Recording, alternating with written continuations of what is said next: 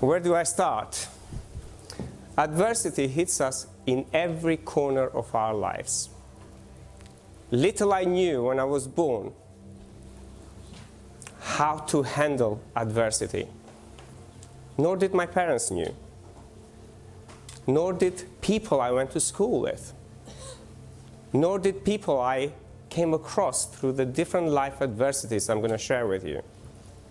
But what if that adversity, that loss in your life, that struggle you may have, whether it's personal, whether it's the business you want to create and you're struggling, whether it's the relationship you want to have, or maybe have that contribution that deep down your heart knows that you can be more. You can think more. You can love more. You can create more. And you can give more. Wouldn't that be amazing? Yes. Yes. Yes. Yeah, only one person? So, it's sort of the reason I put this together. I come across a lot of people on a daily basis who are struggling. I come across people from all walks of life. Whether are billionaires, few clients that I work with, whether are millionaires, whether are people who are just on their making, they all come across diversity and adversity. Now, how do we go about when adversity truly challenges us? When we lose something that we truly love? What is in that moment the first emotion that comes outside of ourselves? Anybody? Disappointment. Disappointment. What else? Sadness. Anger, sadness. What else? Hatred. What else? Fear. Depression. Any of those words familiar to you guys?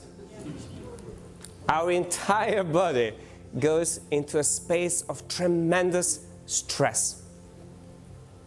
So our entire physiology changes in that moment. Little I knew about hormone-related stress.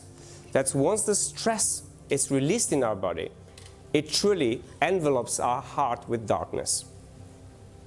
We become extremely emotional beings. And we associate ourselves with those emotions, and then we remain crumbled with emotions. Yet nobody in those moments think about the principles of life. What life is all about. It's easy when adversity hits us to engage our emotions.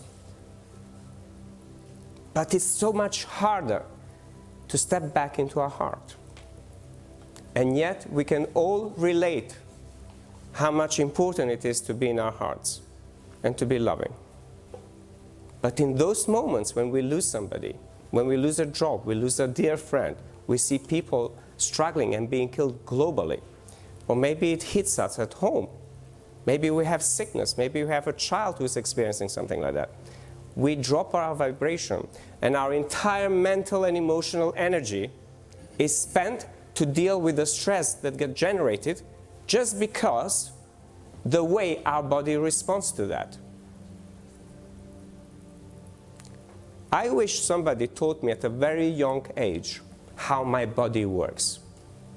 And I'm not talking about biology in here, because those biology teachers little knew of what happened in the last 25 years when I went into a study mode of really understanding what makes people prosperous, what makes us kill one another, and what makes us truly love one another. It is in those moments of tremendous adversity that we can truly step up and remember who we are. Remember who you are. And you are that love. And you are that light that I see, and I feel privileged to be in a room full of light. And it is that light can create a chain of reaction around the planet that we can all be the change we keep telling ourselves we want to be. But the difficult part is to truly remain in that light.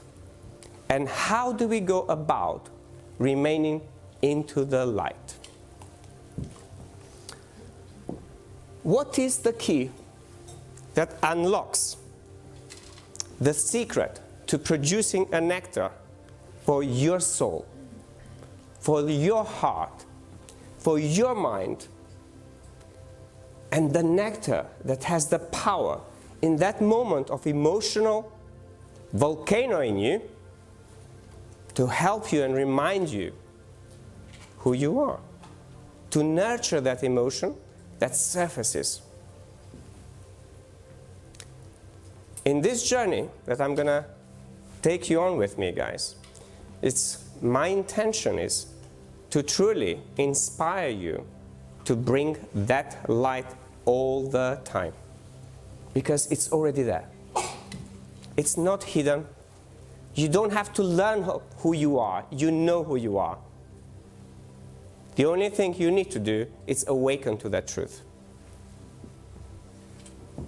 So as we go through that journey of our own awakening, we are in the moment where we become insecure about our own powers. We become unsure. We lack directions. We are baffled. We get confused. And we are almost, imagine yourself in a traffic light with no traffic light working and cars coming at all directions at a speed. You panic. It is in this moment, my recommendation to each one of you is seek help.